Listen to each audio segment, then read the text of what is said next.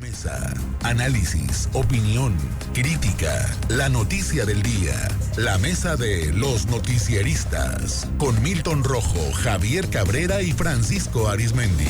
Los noticieristas observando en vivo.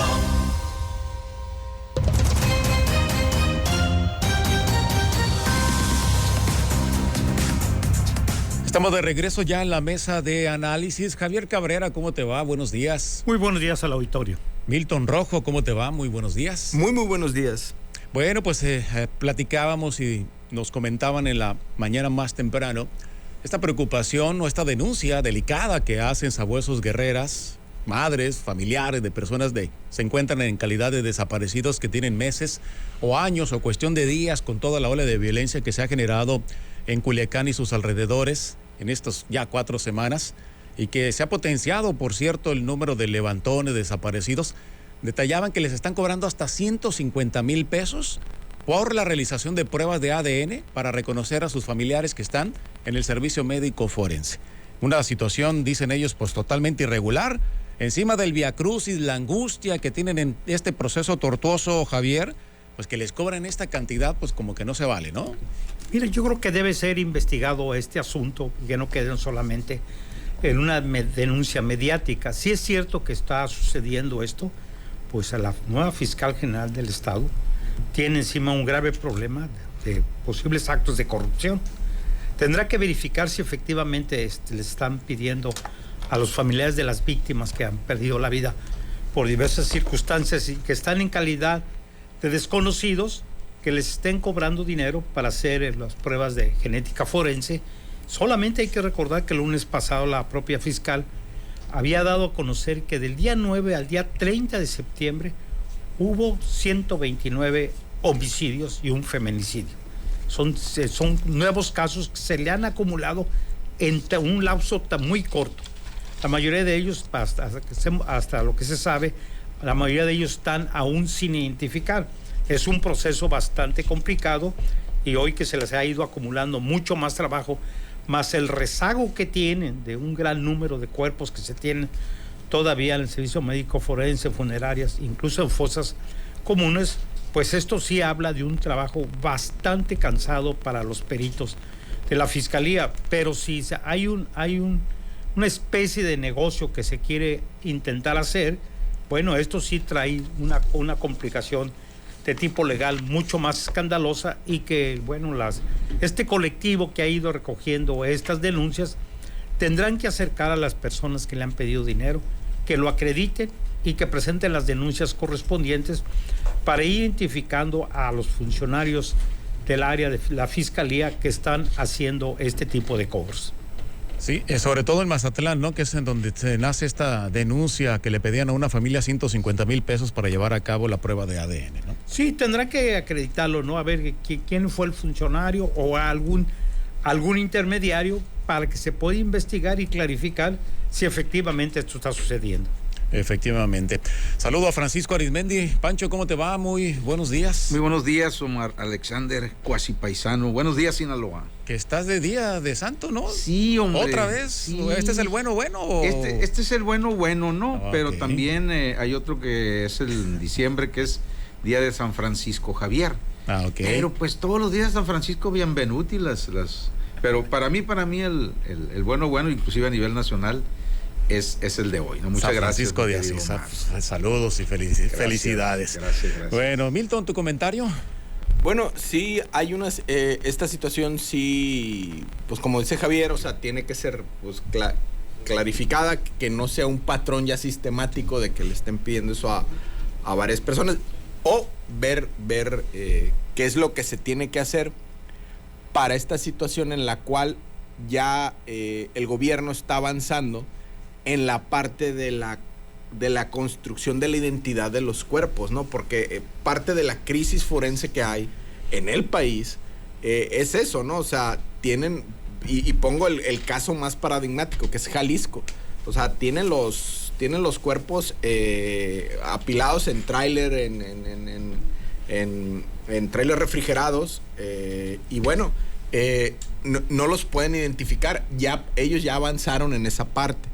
Nosotros apenas estamos avanzando en eso Y bueno, ¿qué dicen las madres buscadoras? Espérense, o sea, ¿cómo que me vas a cobrar? O sea, el Estado falla en la parte de dar seguridad, de proveer la integridad, el derecho a la integridad, a la vida, y aparte te quiere cobrar, o sea, o alguien por ahí quiere cobrar. ¿Por qué? Por la parte de la identificación. Entonces, eso como que pues no va.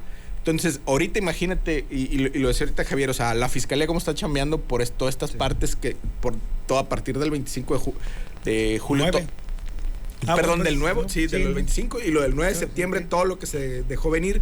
Entonces, estás viendo esa parte y ve cómo están chambeando los peritos. Ahora, sí faltan peritos, pero aparte, en esta crisis forense que hay en el país, pues obviamente la parte pericial es la parte científica de la investigación.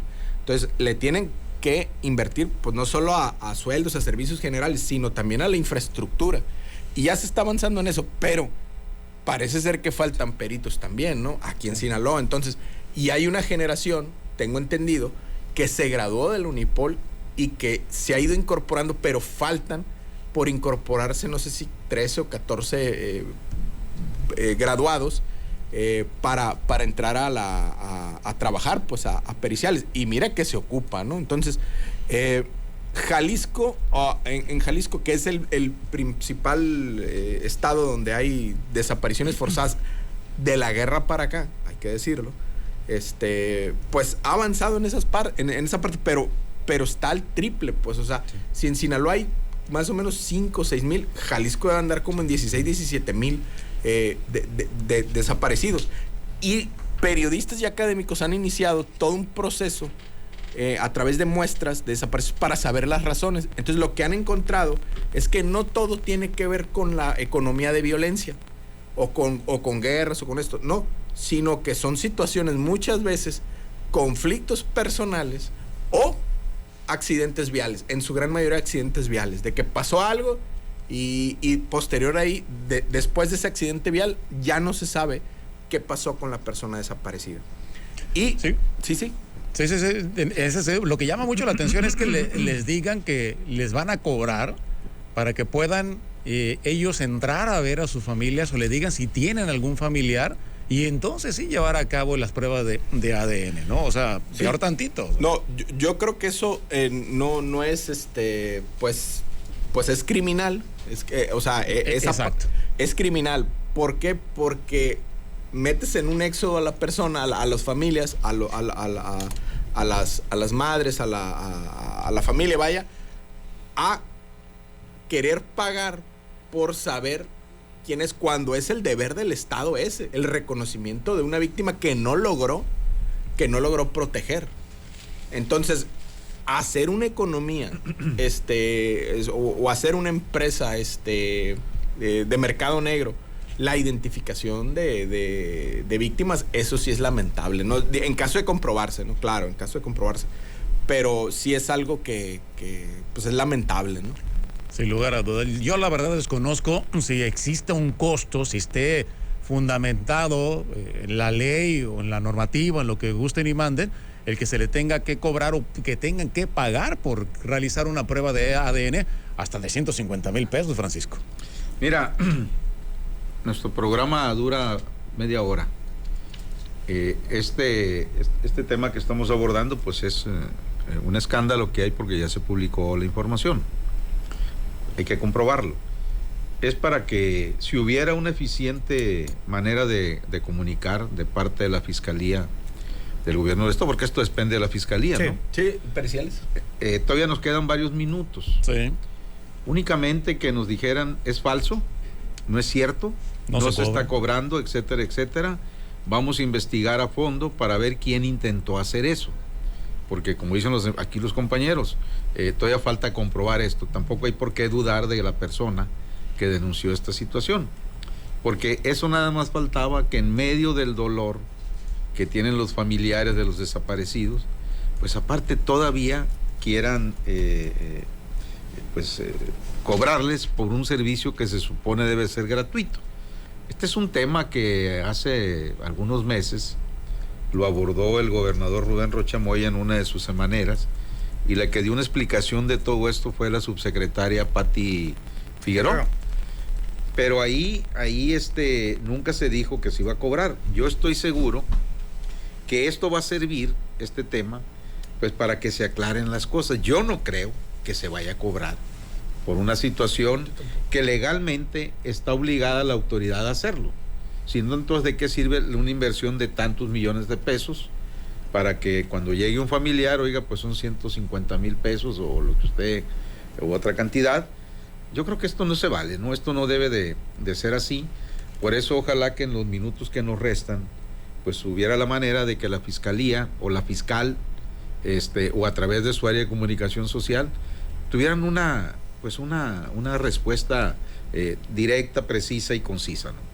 Efectivamente. Yo recuerdo más o menos hace algunas semanas prácticamente, si no es que meses, detallaba la fiscalía el día 3 del mes pasado, del 3 de septiembre, ellos boletinaban y comentaban que habían recibido nuevas herramientas para la identificación de cadáveres, con identificación de los cuerpos o restos humanos, en este sentido, a través de recursos a fin de abatir el rezago que se tiene en la identificación, que contengan huellas dactilares o biométricas. Se puso en marcha una nueva herramienta de identificación humana con el apoyo del Fondo de Población de las Naciones Unidas y del INE. Así se le daba a conocer a 20 colectivos de búsqueda, pero no se les dijo que se iba a cobrar por este proceso, Javier.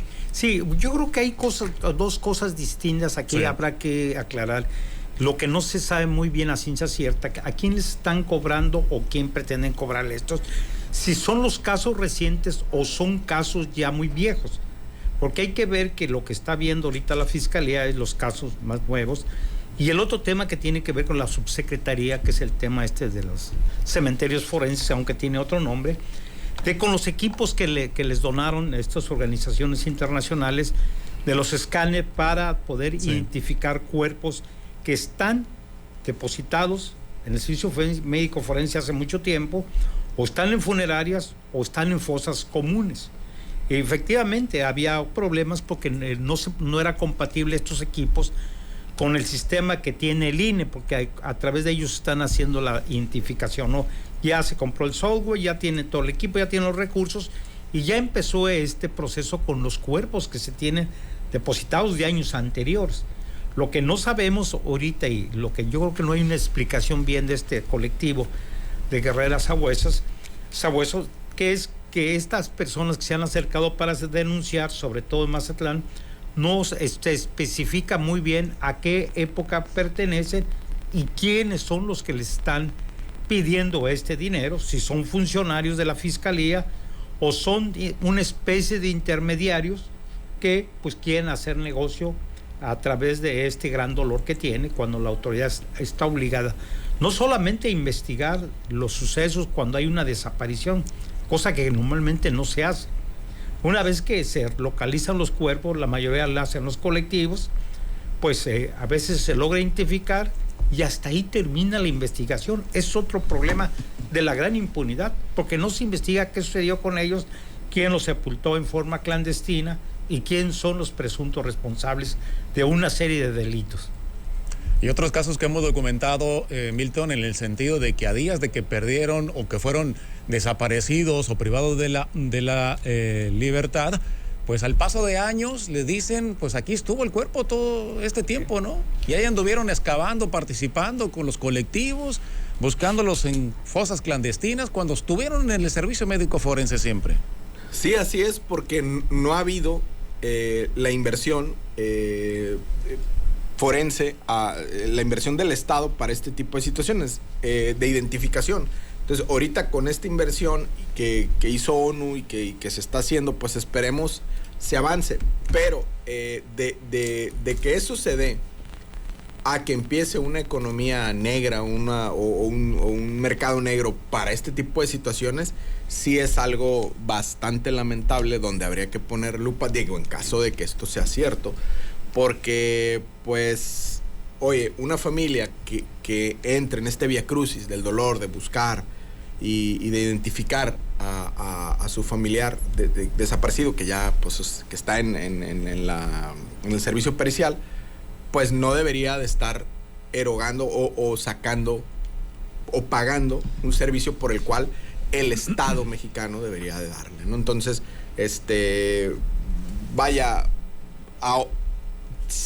¿quiénes son los que más saben de esta parte de identificación en Latinoamérica? Los argentinos, porque los argentinos vivieron la desaparición sistemática hace más de 40 años por militares, ¿no? Y ellos tuvieron la habilidad a través del derecho de llevarlos a juicio. Y hay una película que yo recomiendo mucho, que está en Amazon Prime, 1985, que es el juicio de los militares, a Videla, Macera, todos ellos. Y los ponen en juicio y los meten al bote. ¿Por qué? Por la desaparición sistemática de personas. Nosotros lo quisimos hacer en el 2002, pero no se pudo. El ejército no lo permitió. Y después, ahorita se vuelve a encender la maquinaria de desaparición, que desde el 81, 80 estaba medio apagadona, pero ya la maquinaria ya es más grande. O sea, no solo es el aparato del ejército, también es la extensión del capitalismo, o sea, el crimen organizado. Entonces, con ese minotauro, o sea, mitad Fuerzas Armadas, mitad crimen organizado, es que se abre esta desde el 2006, desde la guerra, y veo ahorita, o sea, con el abrazos, no balazos, que ayer lo decía muy bien Francisco, o sea, si bien es cierto, Calderón pateó el avispero, López Obrador lo abrazó, pues. Entonces, y remataste muy bien, ¿no, Francisco? Que aunque abrazara, siguieron pasando cosas. Siguió picando la abeja. Pues entonces, ¿qué pasa? Que estamos viendo hechos sociales, saldos de esa guerra, en la cual todavía está, y ya no es echarle la culpa a Calderón, a Peña Nieto, a López Obrador, no, ahorita ya es algo y que está pasando, y la presidenta lo dijo en su discurso, algo que no se menciona no existe. ¿Y quiénes fueron las que mencionaron que había empezado, que se había encendido una maquinaria de desaparición de personas? Las madres buscadoras. Las madres fueron las que dijeron, esto está pasando, y empiezan a mover al Estado, lenta y tortuosamente al Estado, para que haga algo por sus hijos, por su familia. Y ahorita que pase esto, pues bueno, sí es lamentable, ¿no? Comenta muy bien Martín Gastelum que no puede ni debe haber intermediarios o gestores en la función pública y menos en el servicio médico forense, porque obvio esto se presta a acto de corrupción y se comete un delito de la obstrucción de justicia, Francisco. Totalmente de acuerdo con el colega Martín Gastelum, pero fíjense bien cuántas veces hemos tocado este tema en diferentes momentos. Yo no sé si en otros países exista este escándalo donde diariamente decenas de personas son desaparecidas, y tampoco sé si en otros países ocurre lo mismo y hay tan poca voluntad política del gobierno respectivo, primero para frenar todo esto, segundo para investigar a fondo, porque es su obligación investigar, ¿no? Tienen la obligación de brindarnos protección y en cualquier situación de hacernos justicia e investigar. Tuvieron que ser las madres de familia las que se empezaron a organizar en un gran movimiento para buscar los restos de sus familiares. El gobierno ha estado muy lento. El gobierno como tortuga, ¿no? Como que a veces le molestaba toda esta situación, pero fue creciendo tanto el problema del efecto de las desapariciones en México, que ya no pudieron frenar el ímpetu de esas madres que de una manera u otra han hecho denuncias no únicamente permanente en México, sino en otros países, en otros foros internacionales. Esto exhibe a México de una manera fatal en torno a lo que estamos viviendo y cómo desde Felipe Calderón hasta el día de hoy no ha encontrado el gobierno federal principalmente, que es el que tiene la fuerza para combatir esto, no ha podido hacerlo, ni teniendo durante más de 18 o 20 años en las calles y con muy reforzados en todos los aspectos al Ejército Mexicano y a la Armada de México, entre otras corporaciones. María Isabel Cruz, sí. Es vergonzoso todo esto, en una lucha que, hay que decirlo, empezó sobre todo en Sinaloa con aquella unión de madres con hijos desaparecidos de doña señora Chayito Barrón de Caldera. Ya después quien fue mayor caja de resonancia fue doña Rosario Ibarra de Piedra, la mamá, cuya hija aún está al frente de la Comisión Nacional de Derechos Humanos, y la pusieron ahí por ser hija de doña Rosario, pero no hizo absolutamente nada, no ha hecho nada para apoyar a estas madres buscadoras. Cosas increíbles. María Isabel Cruz señala que además las familias tienen que elegir el cuerpo con el que tienen dudas de realizar esta comprobación, cuando se supone que la Fiscalía General del Estado pues tiene una base de datos y de prueba de ADN con el cual comparar todos los cuerpos con los que se tienen registro, que es lo que estamos comentando, Javier, ¿no? Sí, ha sido un verdadero viacrucis para estas organizaciones de mujeres rastreadoras que se ha ido multiplicando a nivel nacional. Hay que recordar que aquí en Sinaloa normalmente empezó sobre la zona norte.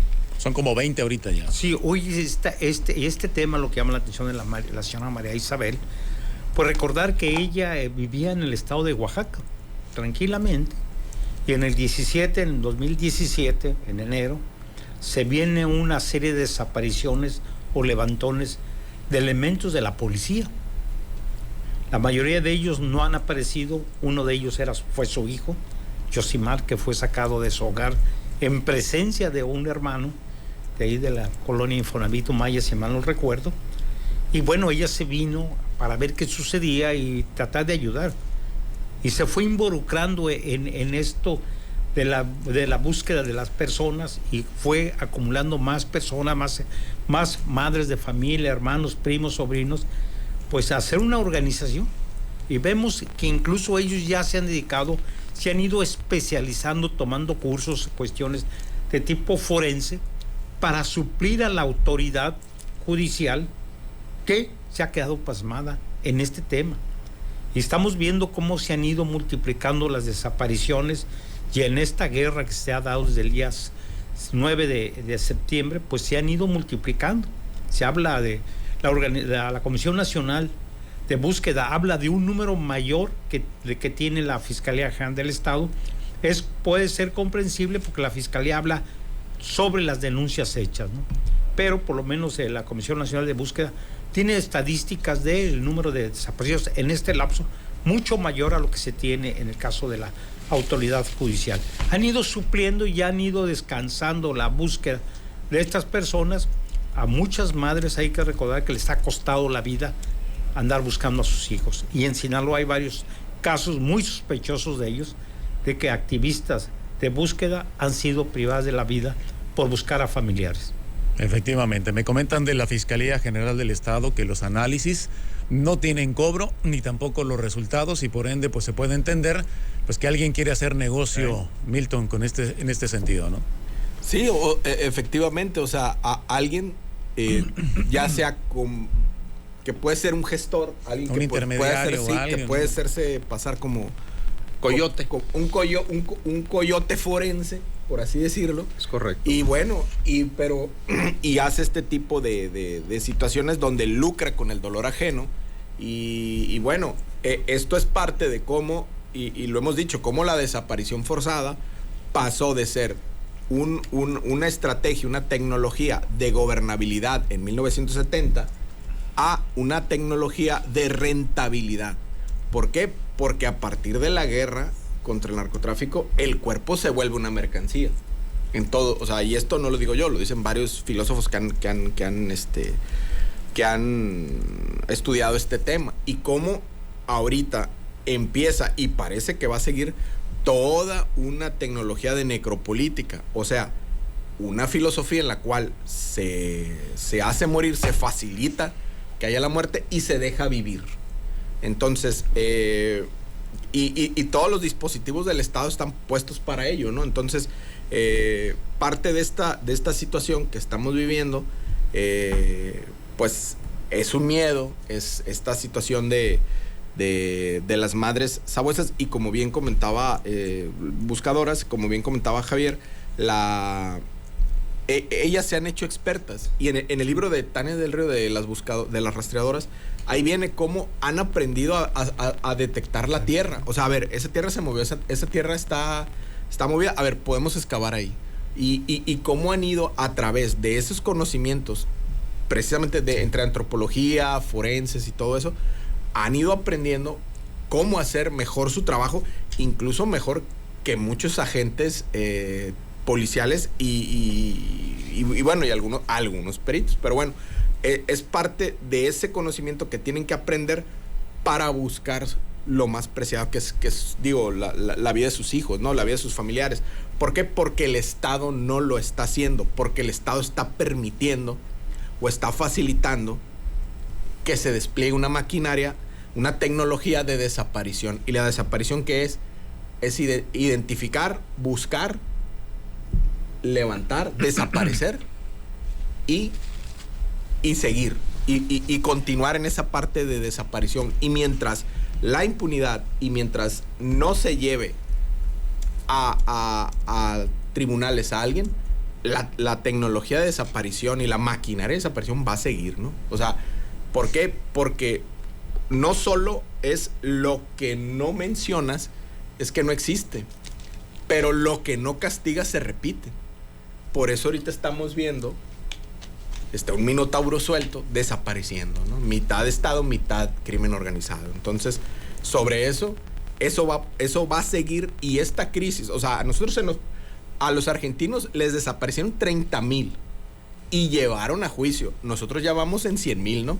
Y no se ve que alguien sea responsable o que alguien, o sea, no hay una figura a la cual puedan llevar a juicio. ¿Y qué quiere decir?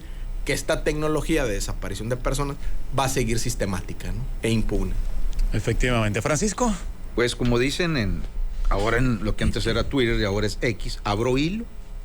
Aquí en el chat del debate de ideas de los noticieristas, donde participa muchos de nuestros seguidores, Alfonso Ríos Román dice: ¿ya será hora de que dejen culpar a los gobiernos anteriores? Pregunta. Digo, porque desde que se inventaron los pretextos, señala, ¿no? Y Silvia Rodríguez dice: deberían tomar riendas del país y empezar por poner orden, ¿verdad? Que porque si no se la pasan más que echando culpas. Y Laura Bermúdez agrega, pues, que se les hizo vicio de echar culpas a los anteriores. Bien, efectivamente, a ver, un poco de memoria. Alguien duró 18 años buscando la presidencia de la República y siempre nos prometió que tenía todas las soluciones a los problemas que habían generado los gobiernos del PRIAN. Pero cuando llegó a la presidencia, se dedicó a echar culpas no al presidente anterior, sino se brincó como 2 más hacia atrás y toda la culpa recayó en Felipe Calderón. A los pocos meses, como que alguien le dijo, pero usted ya es el que manda, y dijo desde Palacio Nacional en una de sus mañaneras: ya estuvo bueno estar volteando hacia atrás, dijo, tenemos que ver hacia adelante y solucionar esto. No lo hizo. Hasta el último día de su gobierno se dedicó a echar culpas y culpas y culpas, y a la hora del saldo final dejó a México en el aspecto de la seguridad, lo dejó peor de lo que lo había dejado el presidente más corrupto que tuvo México, o que ha tenido México, que fue Enrique Peña Nieto del PRI, pero que jamás lo tocó el presidente López Obrador, ni con el pétalo de una averiguación previa. ¿Por qué? Solamente ellos lo sabrán. Y efectivamente, da coraje que en lugar de buscar soluciones, estén viendo por el retrovisor. Deben de tener la vista adelante y solucionar y frenar todo lo que estamos viviendo. Efectivamente. 8:59, Francisco, nos vamos. Pues nos vamos, mi querido Omar Alexander, y muchas gracias a quienes me han felicitado. Después voy a hacer la lucha de contestarles a cada uno de ellos. Y pues hoy es Día Nacional, hoy es cumpleaños de pues unos fans aquí permanente en nuestro chat, de don Francisco Treviño. Treviño, sí. Ayer dijo que y también de mi paisano de San Blas, Francisco Robles. Claro. Un abrazo. Es también allá en el fuerte, es cumpleaños del Buchivi, así le decimos a todos. Ya ves que puros alias. A Juan Francisco Rivas Morales, un abrazo. A José Luis González Villa, ahijado aquí de Cabrera, el colega, también es cumpleaños de él. Espero que nos invite a la fiesta, José Luis González. Con eso ya no se va a reportar, ¿no es cierto? Y también es cumpleaños de Emma Albertina Quiroz Acuña. Emma Quiroz, un abrazo, y mando yo también con mucho afecto un abrazo y un saludo a otra fan de aquí de este espacio, a doña Susana Camargo, que es del Fuerte, Sinaloa. Ella vive aquí en Culiacán. Y ayer su nieto, que tú también ya lo ubicaste, Milton, sí. Alex, llego al cafenio, ordeno y me ve el chaleco y me dice, ya va al programa. Sí. Y me dice, mi abuela no se pierde su programa. Muchos saludos. ¿Cómo se llama tu abuela? No, Susana Camargo. ¿De dónde son? Del Fuerte. Y yo me quedé, ya te imaginarás, Omar, las coincidencias. Un abrazo, doña Susana, y buenos días, Sinaloa. Gracias, Francisco Javier Cabrera. Gracias, buenos días. Muy buenos días al auditorio.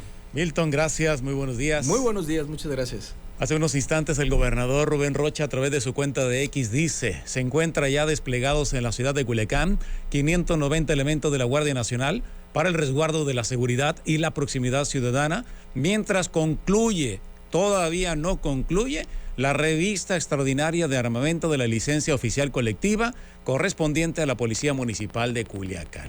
Una semana ya y no termina esta revisión a las armas de la Policía Municipal, lo que ha generado muchas dudas, muchos comentarios. ¿Por qué tanta la tardanza?